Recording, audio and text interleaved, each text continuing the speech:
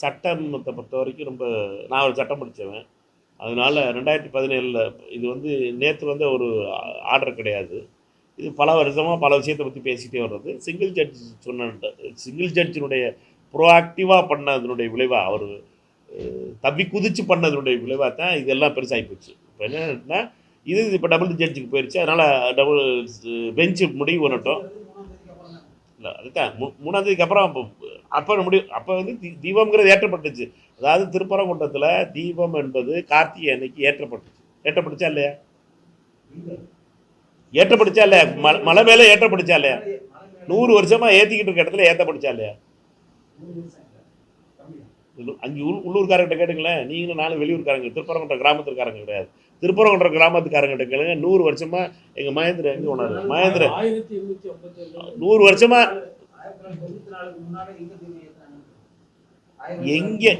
எங்கே தூபம் ஏற்றிக்கிட்டு அந்த ஊருக்காரங்கிட்ட கேட்டிங்கன்னா அவங்க சொல்கிறது என்னன்னா, நான் பிறந்து இறந்து அவர் மகேந்திரனுக்கு வந்து 76 வயசு.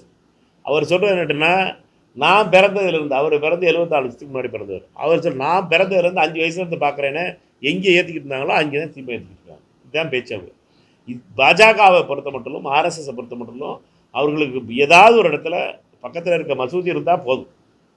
நீங்கள் அடுத்த தடவை கள்ளழகர் கொண்டாந்து இறக்குறதே கொஞ்ச நாள் கழிச்சுதுன்னுட்டுனா பக்கத்தில் ஏதாச்சும் ஒரு மசூதியை பார்த்தாங்கன்னா அங்கே தான் இறக்கணும் கள்ளழகர்னு கிளம்பிடுவான் பாஜக. பாஜகக்காரர்களை பொறுத்த மட்டும் மத வெறி மட்டும்தான் முக்கியமே ஒழிய நம்பிக்கை முக்கியம் கிடையாது. நம்பிக்கை என்பது அவர்களுக்கு அடுத்து. அவர்களுக்கு மத வெறி பிரச்சனையை கிளப்பணும். அவன் எப்படா இப்போ இன்னொருத்த எப்படா சாமி கும்பிடலாம், அவன் எப்படா நிம்மதியாக கும்பிட்டு இருக்கலாம், ஊர் எப்படா நிம்மதியாக இருக்கலாம், நம்ம அரசியல் பண்ணணும்டா. இதுதான் அவனுடைய குறைய ஒழிய வேறு எதுவுமே கிடையாது. அவர்களை பொறுத்த மட்டும் வீடுகளை கூரைகளை எரிப்பது, வீடுகளை நொறுக்குவது, கடைகளை அடித்து நொறுக்குவது, மற்ற மதத்தினுடைய அடிப்படையில் மத வெறியை உருவாக்கி அரசியல் செய்வது தான் பாஜகவுடைய வேலை. அதுக்கு தான் ஆர்எஸ்எஸ்ஸே ட்ரெயின் ஆகிருக்கு. 100 வருஷம் கொண்டாடுறாங்க. இன்றைக்கி ஆர்எஸ்எஸ்காரர்கள் 100 வருஷம் கொண்டாடுறாங்க. இதுதான் இந்தியா முழுவதும் மதவெறியை தூண்டி மதவெறியினால் ஆட்சியில் இப்போ ஆட்சி பொறுப்பு வந்தாங்க. இது ரத்தம் டேஸ்ட் பண்ண அனிமல் ஆயிடுச்சு. ஆர்எஸ்எஸ் என்பது ரத்தத்தை டேஸ்ட் பண்ண மிருகமாயிருச்சு. இந்த மிருகம் ரத்தத்தை டேஸ்ட் பண்ணுறது தான் ஓடும். இது ரத்தம் வேணும் அதுக்கு. அதுதான் இப்போ ஆர்எஸ்எஸ் பிடிக்கிட்டு இருக்கு. அதனுடைய ஒரு பகுதி தான் ப்ராஜெக்ட் திருப்பரங்குன்றமே ஒழிய இது ஒன்றும் பெரிய புதுசாக ஒன்றும் அவர்கள் வந்து நம்பிக்கையின் அடிப்படையில் கிடையாது. இது நம்பிக்கைக்கு அவர்களுக்கு சம்மந்தம் கிடையாது. நம்பிக்கை ஊரெல்லாம் நம்புது. திருப்பரங்குன்ற கோயிலில் வந்து முருகன் சன்னதிக்கு மேலே இந்த இடத்துல இருக்குது, நாங்கள் தீபம் ஏற்றிட்டோம்னு. தீபம் நாங்கள் எங்களை இங்கே தாண்டா ஏற்ற வைக்கணும், இங்கே மசூதி இருக்குடா, மசூதி பக்கத்துலாண்டா நாங்கள் போய் ஏற்ற வைக்கிறது யார் பண்ணி விட்ற வேலை?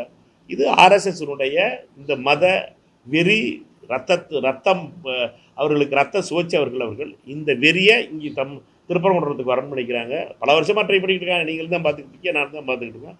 வருஷம் ஒரு 10-15 பேர் வந்து கத்திட்டு போயிட்டு இருக்குது. இந்த இப்போ 2 வருஷமாக கொஞ்சம் பெருசாகி போச்சு.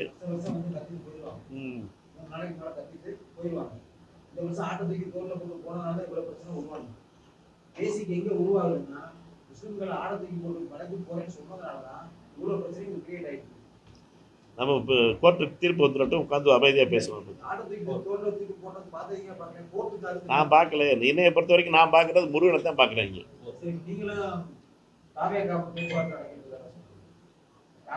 காங்கிரஸ் திமுகவும் பேச்சுவார்த்தை குழு போட்டிருக்கோம். மதத்துறவை போய் பார்த்துருக்காங்க. அவங்க குழு போட்ட உடனே எங்கள் ஆளுநர் பேச ஆரம்பிப்பார்.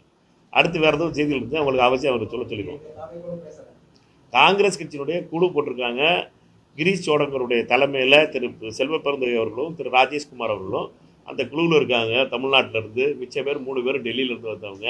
அவர்கள் போய் தமிழக முதலமைச்சரை சந்தித்து பேசிட்டு வந்திருக்காங்க. அவர்கிட்ட சொல்லியிருக்கிறது, குழுவை நீங்கள் போட்ட உடனே நாங்கள் பேச ஆரம்பிக்கிறோம், எங்களுக்கு மிக விரைவில் இதற்கான பணியை ஆரம்பிக்கணும்னு நினைக்கிறோம். காங்கிரஸ் கட்சியை பொறுத்த மட்டும் கூட்டணி முதல்ல உறுதி பண்ணி இடங்களை முடிவு பண்ணதுக்கப்புறம் எங்கள் அகில இந்திய காங்கிரஸ் தலைவர்களுடைய பிரச்சார பயணங்கள் பொங்கலை ஒட்டி ஆரம்பிக்க போகுது. நியூ இயரில் ஆரம்பிக்க போகுது.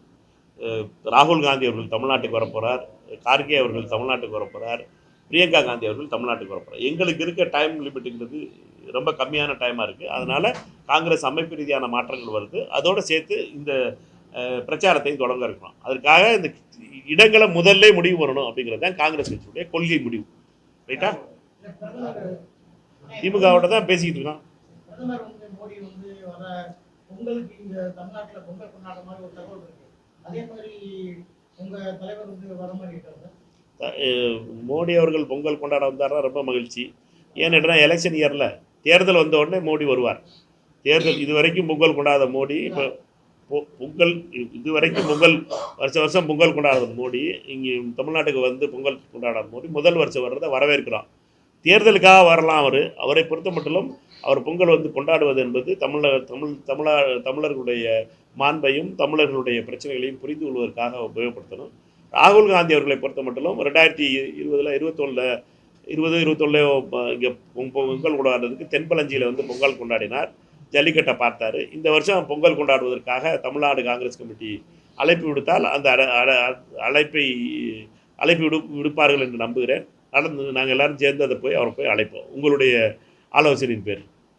செய்திகளை உடனுக்குடன் தெரிந்து கொள்ள கீழ்கண்ட கேபிள் மற்றும் டிடிஹெச் நெட்வொர்க்குகளில் எம்நாடு செய்தி தொலைக்காட்சியை காணுங்கள். பாதகம் செய்பவரை கண்டால் நாம் பயம் கொள்ளலாகாது பாப்பா.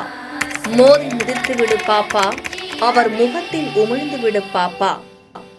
அண்மை செய்திகளை உடனுக்குடன் தெரிந்து கொள்ள இணைந்திருங்கள் எம்நாடு தொலைக்காட்சியுடன்.